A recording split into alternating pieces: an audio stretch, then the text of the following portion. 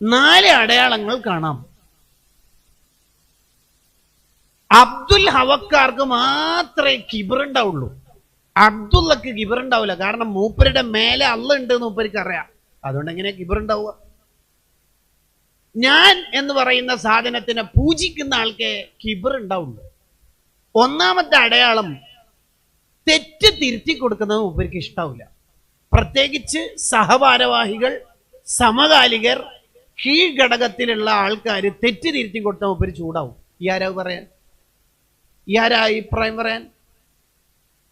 അങ്ങനെ പറയും. യഥാർത്ഥത്തിൽ ഒരാൾ നമുക്ക് തെറ്റ് തിരുത്തി തന്നാൽ ഇമാം ഗസാലി റളിയല്ലാഹു അൻഹു പറയുന്നുണ്ട്, നമ്മൾ സ്വീകരിക്കേണ്ട നിലപാട് എന്താന്ന് വെച്ചാൽ, ജസാക്കല്ലാഹു ഖൈറാ, ഞാനത് ശ്രദ്ധിച്ചിട്ടില്ലായിരുന്നു, നിങ്ങൾ പറഞ്ഞപ്പോഴാണ് എനിക്ക് മനസ്സിലായത്, അൽഹംദുലില്ലാഹ്, നിങ്ങൾക്ക് അള്ളാഹു മുന്തിയ